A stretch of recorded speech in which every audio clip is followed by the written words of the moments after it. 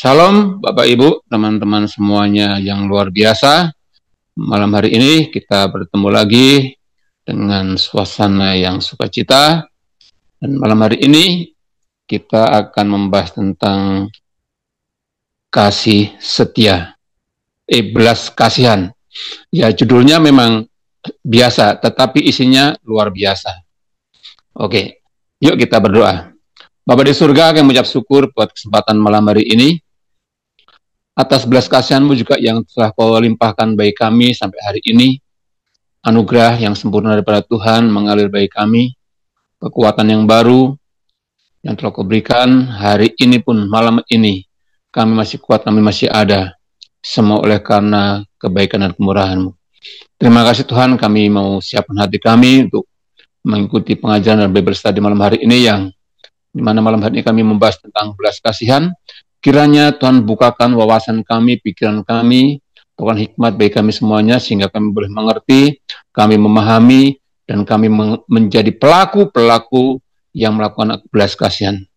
Terima kasih berkati teman-teman kami semuanya, yang juga sedang persiapan, yang belum bergabung, mereka yang kegiatan, aktivitas yang lain, kiranya Tuhan memberkati mereka, sehingga mereka juga merasa damai sejahtera pada Tuhan Yesus. Terima kasih, kami mau memuji dan menyembah-Mu. Dalam nama Tuhan Yesus.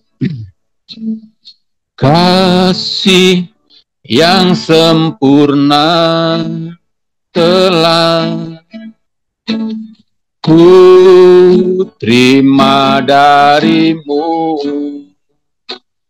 bukan karena kebaikanku, hanya oleh kasih karunia-Mu. Kau pulihkan aku, layakkanku untuk dapat memanggil-Mu.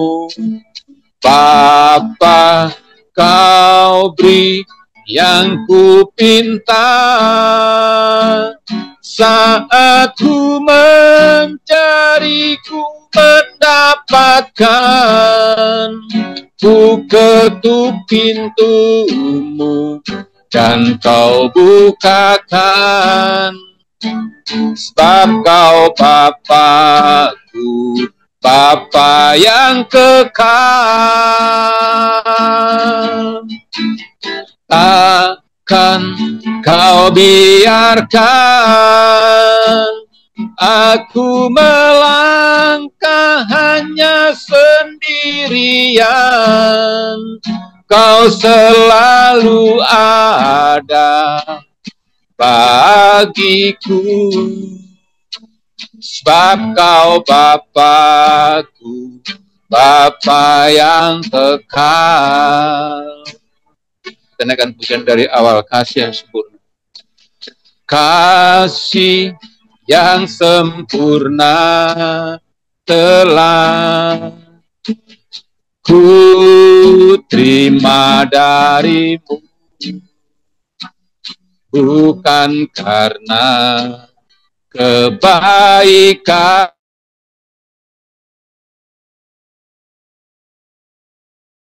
kasih karunia-Mu.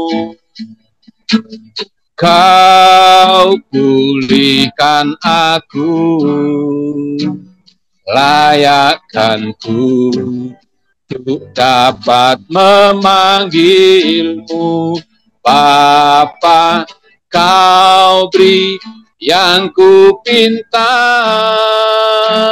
saat ku mencari, ku mendapatkan. Ku ketuk pintu-Mu dan Kau bukakan. Sebab Kau Bapa-Ku, Bapa yang kekal. Takkan Kau biarkan aku melangkah hanya sendirian. Kau selalu ada bagiku, sebab Kau Bapakku, Bapa yang kekal. Kau beri yang ku pinta, saat ku mencari, ku mendapatkan. Ku ketuk pintumu dan Kau bukakan, sebab Kau Bapakku, Bapa yang kekal. Takkan Kau biarkan aku melangkah hanya sendirian. Kau selalu ada bagiku, sebab Kau Bapakku, Bapa yang kekal. Kau beri yang ku pinta, Kau beri yang ku pinta, saat ku mencari, ku mendapatkan. Ku ketuk pintumu dan Kau bukakan, sebab Kau Bapakku, Bapa yang kekal. Takkan Kau biarkan aku melangkah hanya sendirian. Kau selalu ada bagiku, sebab Kau Bapakku, Bapa yang kekal. Kau selalu ada bagiku, sebab Kau Bapakku, Bapa yang kekal. Kau selalu ada bagiku, sebab Kau Bapakku, Bapa yang kekal.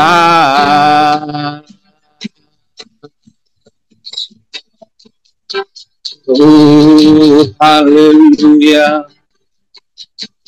Kau Bapa yang ajaib, Kau Bapa yang kekal, Bapa yang penuh belas kasihan. Kau curahkan kasih-Mu bagi kami, kasih-Mu yang sempurna, kasih-Mu yang ajaib. Ku bersyukur kepadamu, ku bersyukur memuji-Mu, sebab bersalah Engkau Tuhan, dan layaklah Kau kami puji, layaklah Kau kami sembah.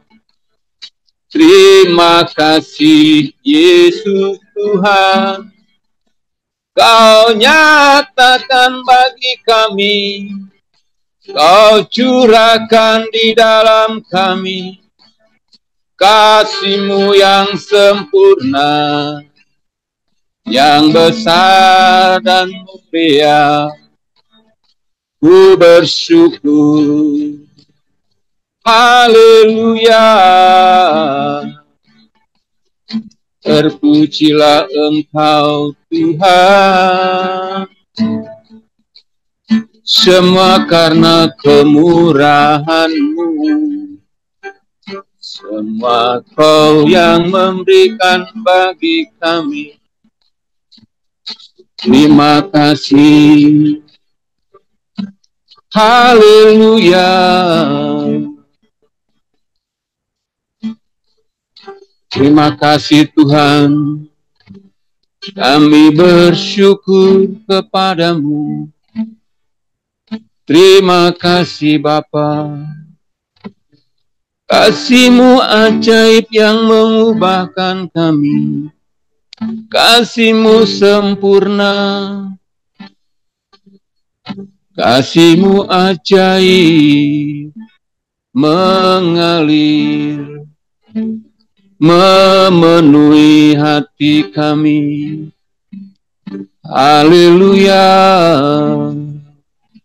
Mari kita berdoa terlebih dahulu. Tuhan Yesus, terima kasih kami dapat berkumpul sekali lagi ke hadapan-Mu untuk lebih lagi mengenal Engkau. Tuhan Yesus, hari ini kami akan belajar kasih daripada Allah, yaitu kasih agape, yang juga harus dimiliki oleh orang-orang Kristen. Kasih agape, kasih dari Engkau beda dengan kasih dari dunia. Oleh sebab itu Tuhan, buka pikiran kami, fokuskan pikiran hati kami, dan buka hati kami agar kami mengerti apa artinya kasih Kristen ini. Tuhan Yesus, biarkanlah pelajaran hari ini memberikan manfaat dan berkat agar kami dapat mengerti dan membuka pikiran kami. Tuhan Yesus, kami juga mohon agar Engkau lepaskanlah kami daripada jahat dan jauhkan kami daripada pencobaan, karena Engkaulah yang punya kerajaan, kuasa dan kemuliaan sampai selama-lamanya. Amin. Saudara, kita mulai kasih dalam bentuk sedekah atau belas kasihan. Saudara, Matius 5 ayat 44 sampai 47. Tetapi aku berkata kepadamu, kasihilah musuhmu dan berdoalah bagi mereka yang menganiaya kamu. Karena dengan demikian kamu menjadi anak-anak Bapamu yang di sorga, yang menerbitkan matahari bagi orang yang jahat dan orang yang baik, dan menurunkan hujan bagi orang yang benar dan orang yang tidak benar. Apabila kamu mengasihi orang yang mengasihi kamu, apakah upamu? Bukankah pemungut cukai juga berbuat demikian? Dan apabila kamu hanya memberi salam kepada saudara-saudaramu saja, apakah lebihnya daripada perbuatan orang lain? Bukankah orang yang tidak mengenal Allah pun berbuat demikian? Saudara, jangan anggap enteng ayat-ayat ini. Dengan kita belajar ayat-ayat 4 ayat ini, dengan ini saya bisa menyimpulkan bahwa kasih orang Kristen adalah kasih kepada setiap orang.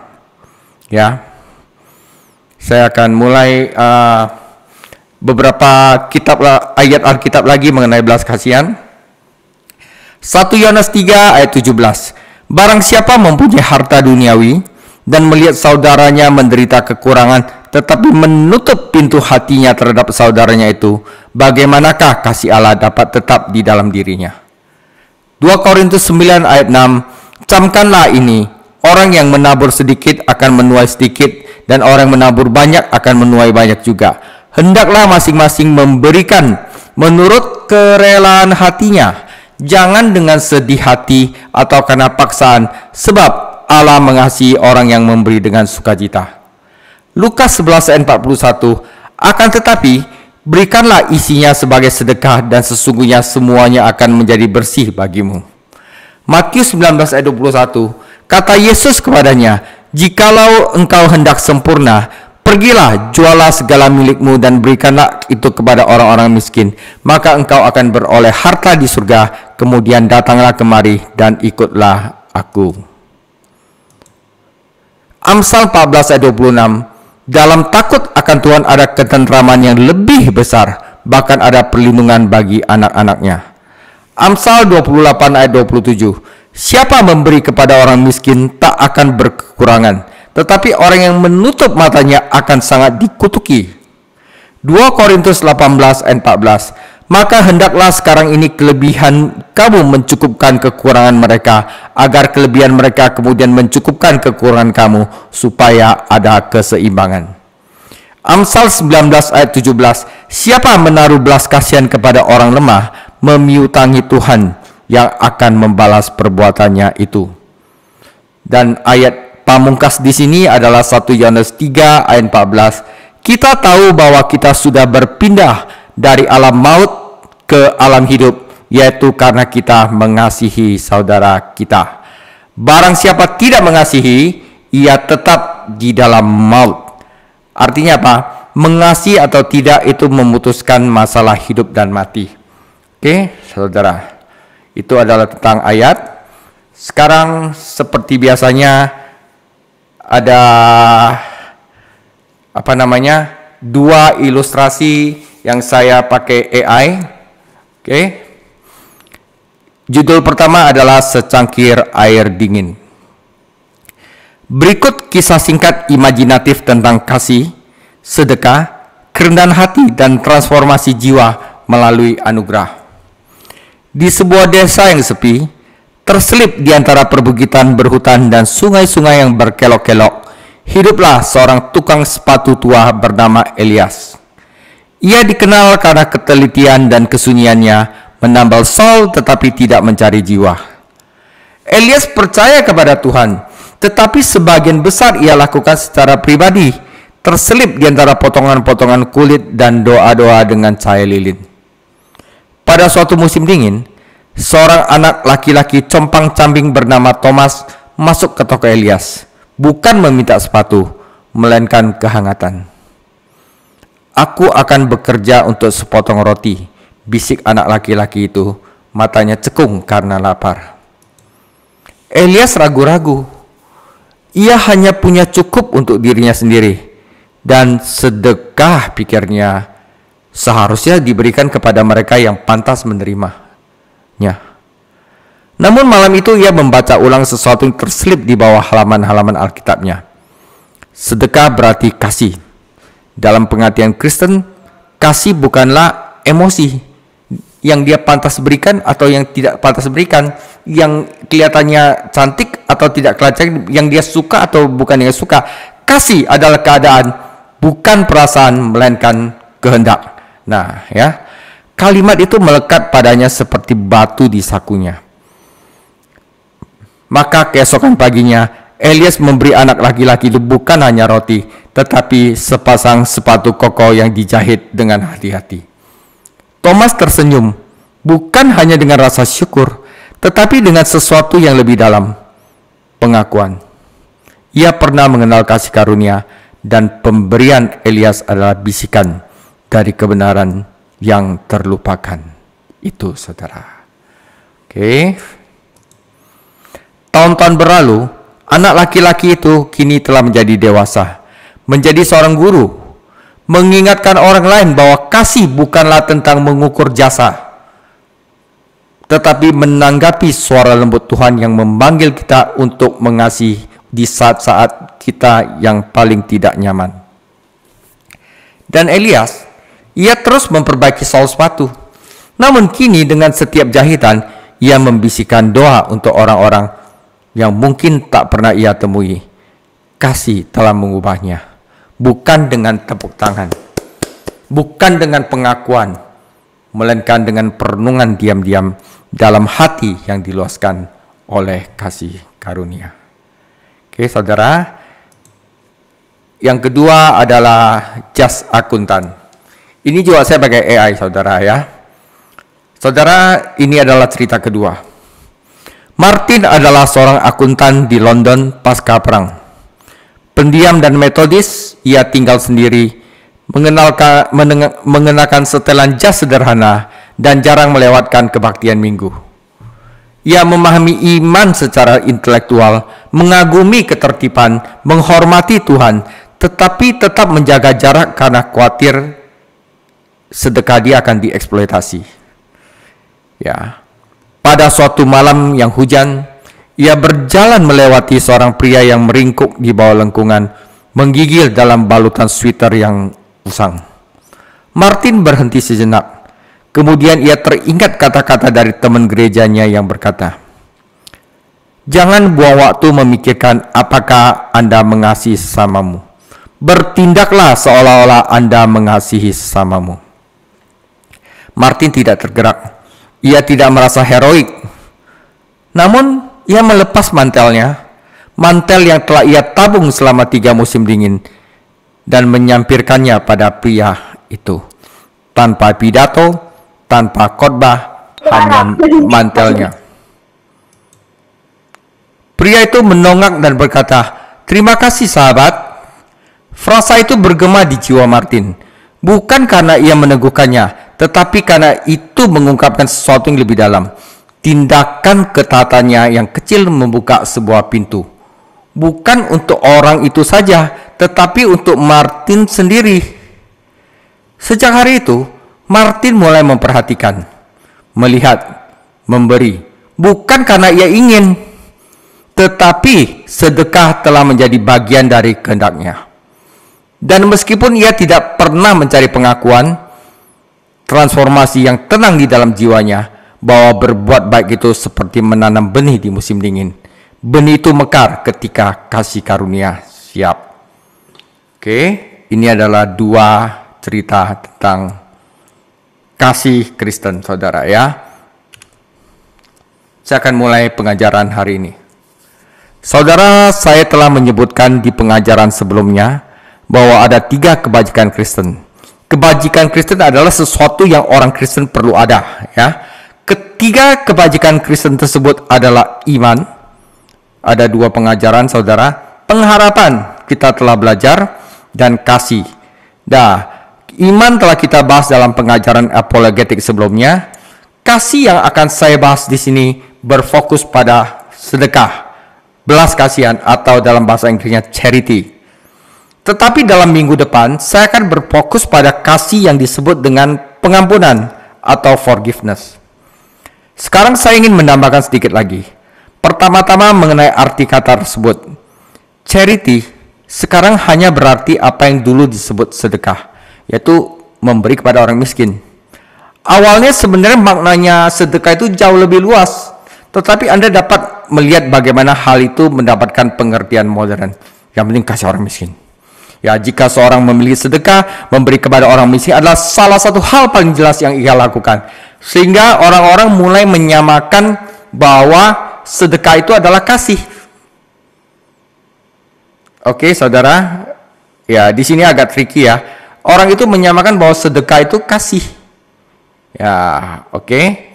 Nah, saudara, dengan cara yang sama, rima, pantun yang Pak Sugi biasa lakukan di pengumuman adalah hal yang paling jelas dengan puisi. Tetapi sekarang orang mulai mengartikan puisi hanya rima, tidak lebih dari itu. Padahal puisi itu luas. Ya, rima itu adalah satu bagian dari puisi aja. Nah, sama seperti kasih itu luas, tetapi orang hanya bilang sedekah itu adalah kasih. Nah, rima adalah pengulangan bunyi yang sama. Pengertian tersebut merujuk pada puisi atau sajak, di mana rima merupakan salah satu unsurnya yang berfungsi menambah keindahan. Sehingga orang-orang sekarang menyejajarkan kasih seperti sedekah. Namun, kasih dalam pengertian Kristen itu tidak berarti emosi, saudara. Nah, di sini penting, kasih adalah keadaan bukan perasaan, melainkan kehendak. Keadaan kehendak yang kita miliki secara alami tentang diri kita sendiri dan harus belajar untuk memilikinya terhadap orang lain. Kehendak artinya apa? Kamu nggak ada perasaan suka sama dia, nggak ada emosi sama dia, nggak ada itu. Kamu lihat orang itu kayaknya tidak pantas untuk dikasih, kamu tetap harus memiliki belas kasihan kepada orang itu. Saya akan tunjukkan dalam pengajaran minggu depan tentang pengampunan bahwa kasih kita untuk diri sendiri tidak berarti kita menyukai diri kita sendiri. Itu berarti bahwa kita menginginkan kita menjadi sesuatu yang lebih baik. Ya, itu tentang pengampunan nanti. Demikian pula kasih Kristen, ya, dalam hal ini sedekah terhadap sesama kita sangat berbeda dengan rasa suka atau kasih sayang. Saudara, kita menyukai atau senang beberapa orang. Kadang-kadang kita juga tidak menyukai orang itu. Ya, itu alami, saudara ya. Penting untuk dipahami bahwa rasa suka alami ini bukanlah dosa atau kebajikan. Sama seperti suka atau tidak suka terhadap makanan bukanlah dosa atau kebajikan. Itu adalah fakta. Namun tentu saja apa yang kita lakukan terhadapnya bisa berdosa atau berbudi luhur.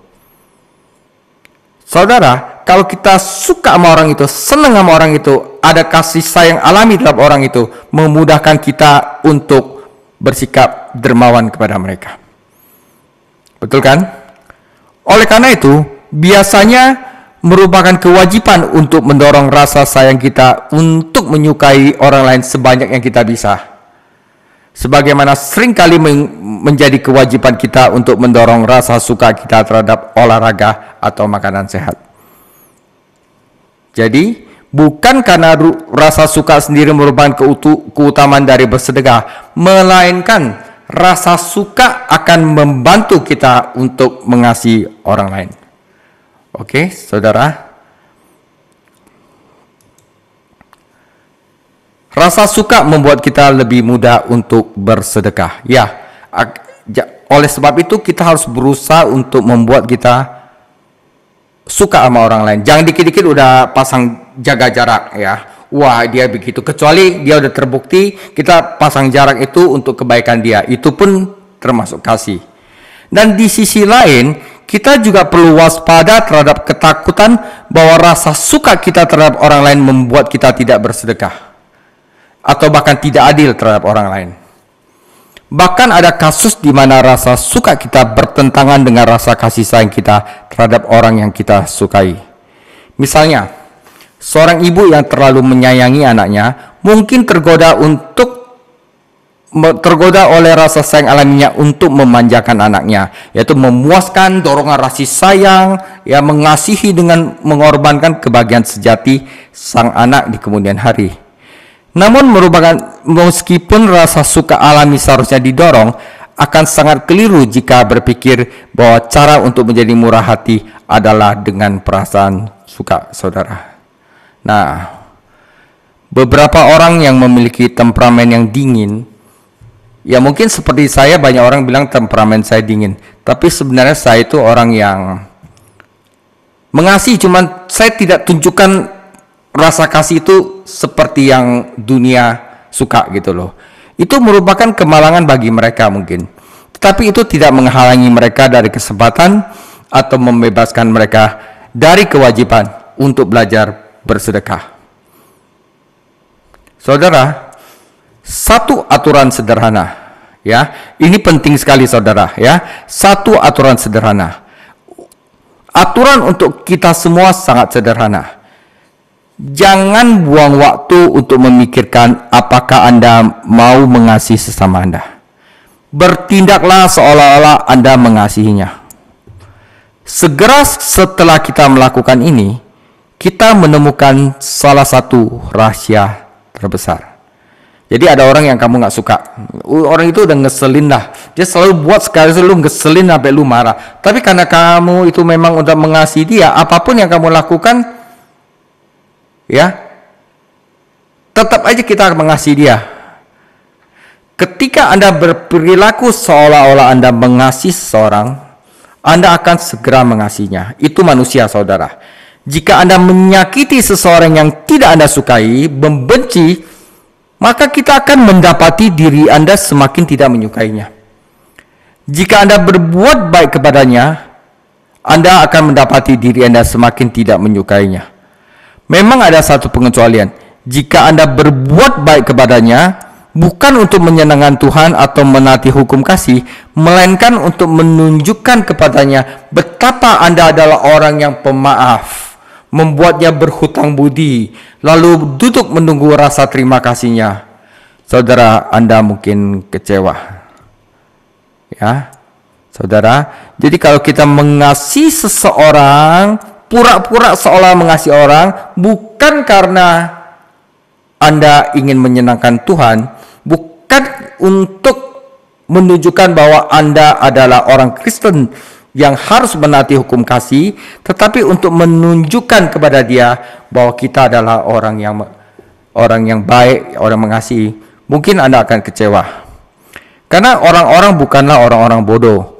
Mereka akan memiliki kepekaan yang sangat tajam terhadap hal-hal seperti pamer atau penampilan belaka. Ya, kalau Anda mengasihi seorang itu hanya pamer atau penampilan belaka, orang itu bisa tahu, saudara.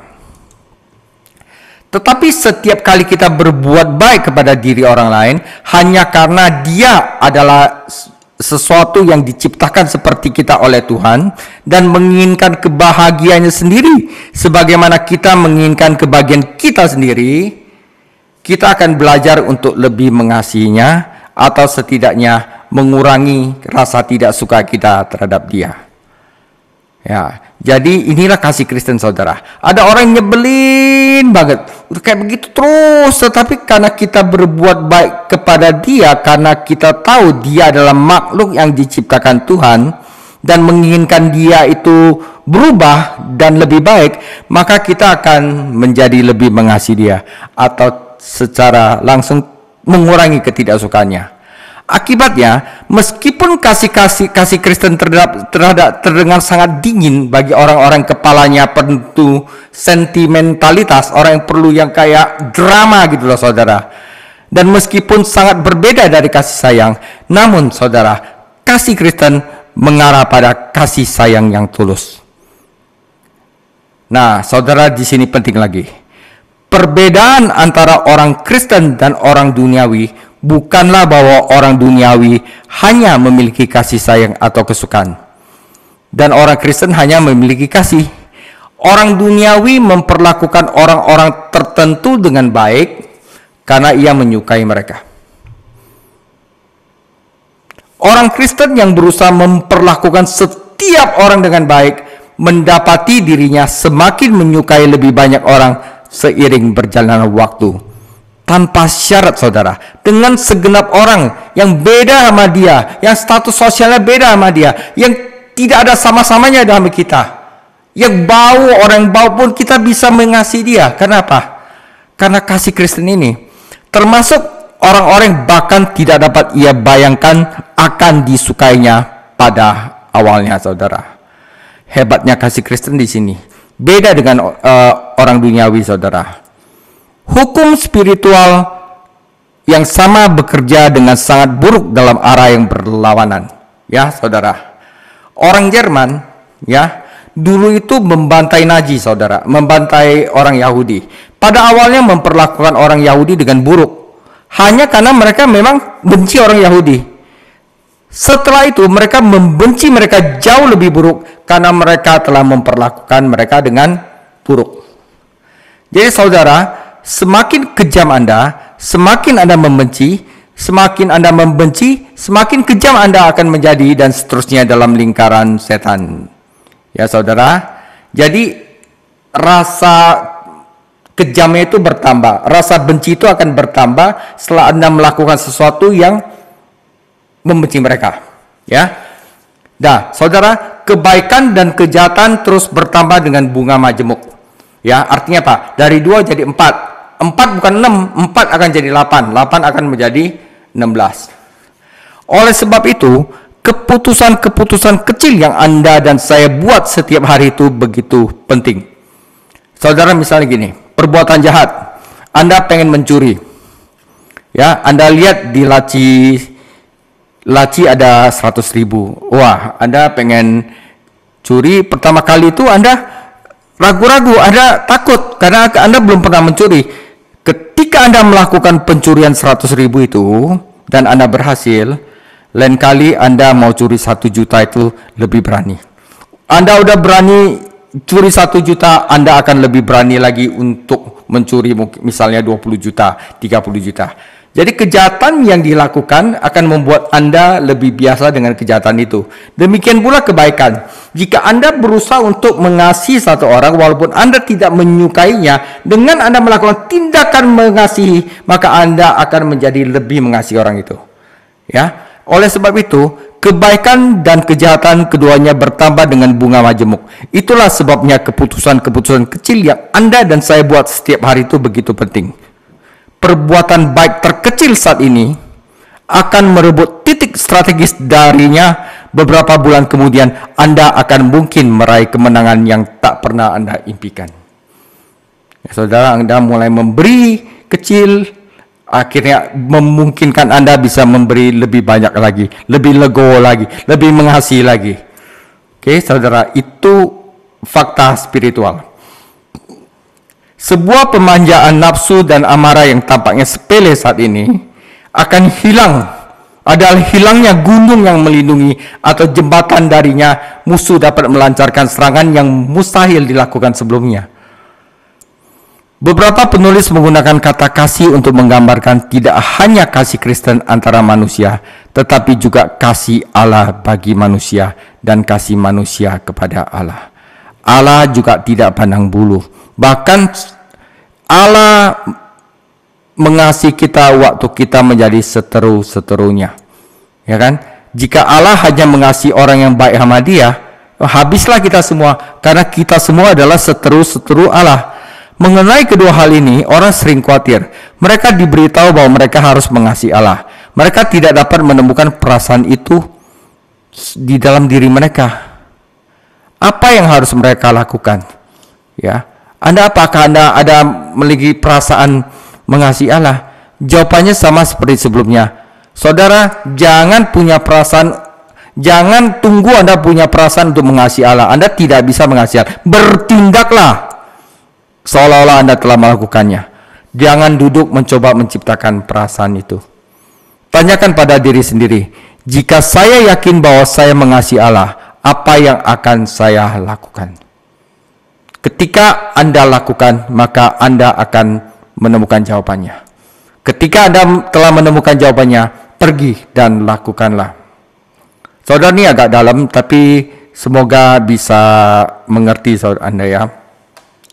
Jadi saudara, kasih Kristen itu bukan urusan perasaan, tapi kehendak mau atau tidak kita lakukan. Secara keseluruhan, kasih Allah bagi kita adalah subjek yang jauh lebih aman untuk dipikirkan daripada kasih kita kepadanya. Jadi saudara, untuk mempelajari kasih, paling aman kita belajar dulu bagaimana Allah mengasihi kita. Ya, itu contoh yang paling aman dan contoh yang paling konkret. Tidak seorang pun dapat selalu memiliki perasaan saleh, dan bahkan jika kita bisa, perasaan bukanlah hal yang terutama yang dipedulikan oleh Allah. Kasih Kristen, baik terhadap Allah maupun terhadap manusia, adalah urusan kehendak. You mau atau tidak.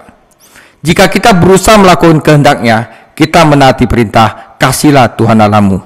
Dia akan memberi kita perasaan kasih jika dia berkenan. Oke, jadi kasih kita develop, akan muncul sejak kita lakukan, saudara. Kita tidak dapat menciptakannya untuk diri kita sendiri, dan kita tidak boleh menuntut sebagai hak. Namun hal terpenting yang perlu diingat adalah meskipun perasaan kita datang dan pergi, kasihnya kepada kita tidak. Kasihnya tidak lelah oleh dosa-dosa kita atau ketidakpedulian kita, dan oleh karena itu kasihnya sangat teguh dalam tekadnya bahwa kita akan disembuhkan dari dosa-dosa tersebut, berapapun pengorbanan kita, berapapun pengorbanannya baginya.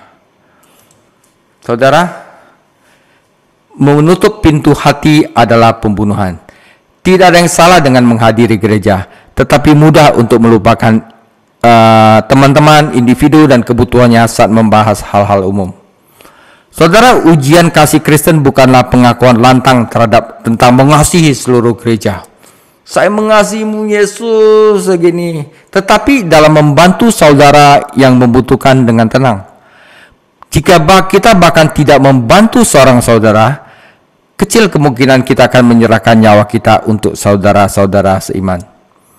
Saudara, seorang tidak harus membunuh untuk berdosa. Kebencian adalah pembunuhan di dalam hatinya. Tetapi seorang bahkan tidak perlu membenci saudaranya untuk berdosa. Yang harus ia lakukan hanya mengabaikannya dan bersikap acuh tak acuh terhadap kebutuhannya. Seorang percaya yang memiliki harta benda dan dapat memenuhi kebutuhan saudaranya harus melakukannya. Menutup pintu hatinya terhadap saudaranya adalah semacam pembunuhan. Saudara, saya akan kasih tips membantu saudara ya, membantu saudara-saudara seiman. Saudara, jika saya ingin membantu teman-teman saudara seiman, saya biasanya harus memenuhi 3 syarat. Pertama, saya sendiri harus mempunyai uang atau sarana atau ilmu untuk diperlukan untuk memenuhi kebutuhannya. Kalau saya tidak memiliki, ya saya tidak dapat membantu dia. Kedua, saya harus tahu memang dia membutuhkan itu. Saya harus tahu bahwa kebutuhan itu ada. Yang ketiga, saya harus ikhlas di dalam hati kita. Saya harus mempunyai kehendak yang cukup, yang penuh kasih untuk mau berbagi. Jadi orang percaya yang terlalu miskin untuk membantu atau yang tidak menyadari kebutuhan saudaranya, ya tidak dihukum. Namun, orang percaya yang punya duit, tahu bahwa saudaranya itu benar-benar perlu dan dia mampu melakukannya, tetapi mengeraskan hatinya terhadap saudaranya yang berkekurangan, itu akan dihukum. Jadi salah satu alasan orang Kristen harus bekerja yaitu agar mereka dapat memberi kepada orang yang berkekurangan. Saudara, bersedekah tidak hanya dalam bentuk uang. Di zaman dengan banyaknya gereja dan lembaga sosial, mudah bagi orang Kristen untuk melupakan kewajiban mereka. Karena itu, selama masih ada kesempatan bagi kita, marilah kita berbuat baik kepada semua orang, terutama kepada kawan-kawan seiman kita. Galatia 6 ayat 10. Saudara, berbuat baik ini, sedekah ini tidak harus dalam bentuk uang atau materi. Ini dapat mencakup pengajaran, pelayanan pribadi, ya, seperti Pak Kelvin itu di Yayasan Taipu itu dia kasih pelayanan itu bukan pribadi, itu full, saudara, ya, membuat orang itu mengakui bahwa orang Kristen itu adalah orang yang penuh kasih. Ya, pemberian diri kepada orang lain. Ada banyak individu di gereja kita yang kesepian, kurang kasih dan menginginkan persahabatan. Saudara, seorang ibu muda mengakui dalam sebuah pertemuan kesaksian bahwa ia tampaknya tidak akan pernah menemukan waktu untuk renungan pribadinya untuk belajar Alkitab. Ia memiliki beberapa anak kecil yang harus diurus dan waktu-waktunya pun berlalu begitu cepat. Suatu hari, bayangkan betapa terkejutnya ia ketika dua wanita dari gereja muncul di depan pintu rumahnya. Dia katakan, "Kami akan datang untuk mengambil alih menjaga anak-anakmu. Sekarang pergilah ke kamar tidur dan mulailah baca Alkitab dan mulailah renunganmu." Setelah beberapa hari menerima bantuan seperti ini, ibu muda itu mampu mengembangkan kehidupan renungannya sehingga tuntutan waktu sehari-hari tidak lagi membuatnya tertekan. Saudara, jika kita ingin mengalami dan menikmati kasih Allah di dalam hati kita sendiri, saudara, kita harus mengasihi sesama. Ya, seperti kasih yang saya sebutkan tadi, ya, kasih yang tanpa syarat, tanpa kita mempunyai rasa suka kepada dia, bahkan orang jijik, kalau Anda jijik sama dia, atau bahkankah itu adalah orang yang telah menyakiti Anda, saudara. Kita harus mengasihi sama, bahkan sampai berkorban. Mengabaikan kebutuhan saudara seiman berarti merampas apa yang lebih kita butuhkan, yaitu kasih Allah di dalam hati kita. Soalnya, saudara, ini adalah soal kasih atau kematian. 1 Yohanes 3 ayat 14, kita tahu bahwa kita sudah berpindah dari alam maut ke dalam hidup, yaitu karena kita mengasihi saudara kita. Barang siapa tidak mengasihi, ia tetap di dalam maut. Setiap orang membenci saudaranya adalah seorang pembunuh manusia, dan kamu tahu bahwa tidak ada seorang pembunuh yang dapat memiliki kehidupan kekal di dalam dirinya. Saudara, semoga Anda dapat mengerti bahwa kasih Kristen ini adalah soal kehendak, bukan perasaan. Dan kita seringkali mencampur adukkan di dalam kehidupan kita, saudara. Nah, saudara, sementara sampai sini dulu, kita akan lebih lagi untuk mengerti tentang kasih ini, kasih Kristen ini, agape, saat kita belajar tentang pengampunan di minggu depan. Tuhan Yesus memberkati. Kasih Yesus indah dalam hidupku, menghiasi hati dan jiwaku. Ku tak dapat hidup tanpa kasih-Mu, Tuhan. Pegang tanganku sepanjang jalanku. Kasih Yesus mengalir dalamku seperti sungai yang tak pernah kering. Kasih Yesus membebat hatiku. Dalam kasih-Nya ku merasa teduh. Dalam kasih-Nya ku merasa teduh. Terima kasih Tuhan Yesus, bila belas kasihan-Mu yang kami terima. Saat ini bila kami juga ingin memberikan, kami impartasikan untuk kami juga dapat memberikan belas kasihan kepada sesama kami, tanpa melihat kondisi hati, tanpa melihat sesuatu, tanpa melihat siapapun kepada mereka, tapi biarlah kami memberi oleh karena kehendak hati kami yang telah Kau berikan bagi kami ya Tuhan. Pimpin kami terus supaya kami tetap hidup di dalam belas kasihan-Mu. Oleh sebab itu, sempurnakanlah setiap kami dengan belas kasihan-Mu ya Tuhan, agar kami menjadi pelaku-pelaku firman yang dapat mengasihi tanpa pamrih, mengasihi tanpa motivasi, mengasihi tanpa meminta imbalan, mengasihi tanpa untuk dilihat banyak orang, tetapi karena kami memang memiliki karakter Kristus yang bisa memberikan belas kasihan. Terima kasih buat pengajaran malam hari ini yang luar biasa bagi kami. Berapa hamba-Mu terus Pastor David Chan yang mengajar buat kami semuanya.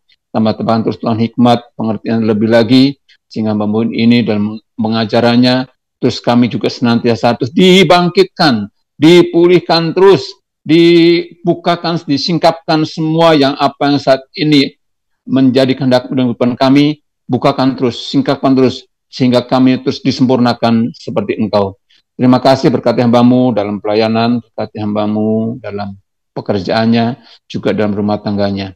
Juga buat kami yang malam hari ini ada dalam kelas ini, kiranya Tuhan memberkati kami semuanya dan kekuatan yang luar biasa, dengan belas kasihan daripada Tuhan mengalir, memenuhi setiap kami semuanya, di dalam nama Tuhan Yesus, sehingga kami memiliki belas kasihan seperti Yesus yang memiliki belas kasihan, sehingga kami dapat memberikan, dapat mengimpartasikan belas kasihan itu kepada sesama kami. Terima kasih. Kiranya malam hari ini kami mengakhiri Bible Study, dan kami akan menerima berkat yang daripada Tuhan. Kiranya Allah yang penuh kasih menguduskan kita semua dari tubuh, jiwa, dan roh, sehingga terpelihara sempurna dengan tak bercacat pada kedatangan Tuhan Yesus yang kedua kali. Dan kasih karunia Yesus Kristus Tuhan kita menyertai kita dari sekarang sampai kita bertemu dengan Tuhan Yesus kedua kali. Amin.